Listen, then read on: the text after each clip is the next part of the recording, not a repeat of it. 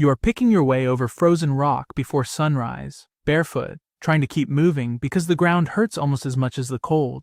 It feels obvious what a shoe is for.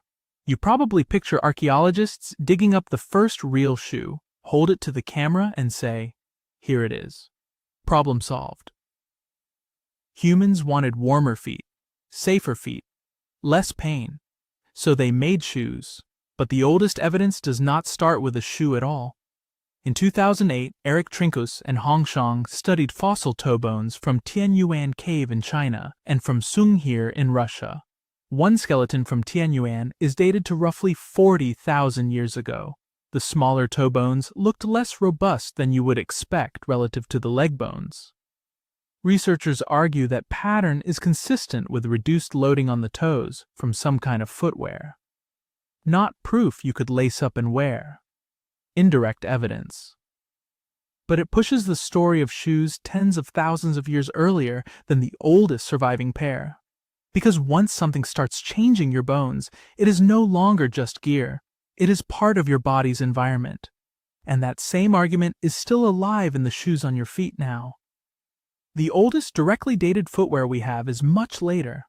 In Central Oregon, archaeologists found sagebrush bark sandals from Fort Rock Cave dated to roughly 10,000 years old. Those are the oldest directly dated shoes we know of. Not leather, bark. Then, thousands of years after that, you get the object that looks more familiar, the Arini I shoe from Armenia, dated to about 3500 BCE, roughly 5,500 years old. It is a single-piece leather shoe, cut from cowhide and preserved inside a cave by a sealed layer of sheep dung. That detail sounds ridiculous, but it explains why it survived. One shoe, real seams, real shape. A foot once filled it. Then the story gets personal. Around 5,300 years ago, the man we call Ötzi the Iceman died in the Alps wearing shoes built for survival. Bearskin on the sole, deerskin upper panels, an inner net of lime bast fiber, dry grass packed inside for insulation, cowhide strips holding it together. That is not a fashion item. That is a person dealing with cold, wet ground, one material at a time. Imagine how much work went into it. Gather this. Cut that. Pack the grass. Tie it tight. Keep walking. For a long time, that was the logic of footwear. Local materials. Local conditions. Handmade answers to a very physical problem. Then institutions got involved. Roman soldiers were issued caligae, heavy, hobnailed leather sandal boots made to a standardized design.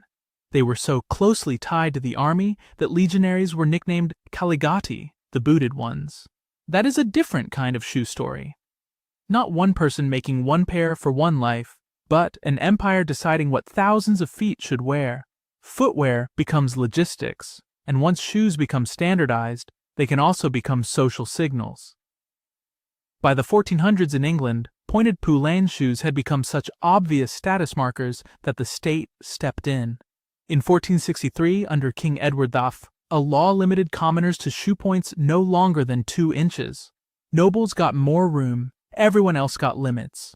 Your shoe was no longer just between you and the ground. It told other people where you stood. Then the whole system sped up. In 1858, Lyman Reed Blake patented a stitching machine later commercialized by Gordon Mackay. With that machine, output could reach on the order of 700 pairs a day, compared with roughly 35 pairs a day by hand. Shoes leave the cobbler's bench and enter the factory. The time, price, and scale all change at once. What had been shaped by one maker's hands could now be repeated hundreds of times in a day. And then the modern version arrived. In the early 1970s, Bill Bowerman, the University of Oregon track coach, developed a waffle pattern rubber outsole and received a patent in 1974. The Nike Waffle Trainer became one of the defining shoes of the early cushioned running era. This is where the old problem comes back in a new form. Not how to keep your feet from freezing on stone, but how much help a modern shoe should give them. A 2010 Nature study led by Daniel Lieberman found that habitually barefoot runners tend to land more on the forefoot than the heel and generate smaller collision forces. That has fed an ongoing debate among researchers over whether cushioned, supportive modern shoes let foot muscles do less work and may leave feet comparatively weaker. Not proven once and for all, still debated, but the echo is hard to miss. First the fossil toes, then the running lab. The shoe was never just a shield for the foot, it is a tool that has been re-engineering the human foot itself for 40,000 years, first making it weaker to survive, and now making it weaker again in the name of comfort. So the next time you step onto a sidewalk, think about what that step contains. Bark sandals, stitched leather, packed grass, Roman nails, factory seams, foam, and rubber. Your feet remain soft and shoes allow you to walk on rocky ground.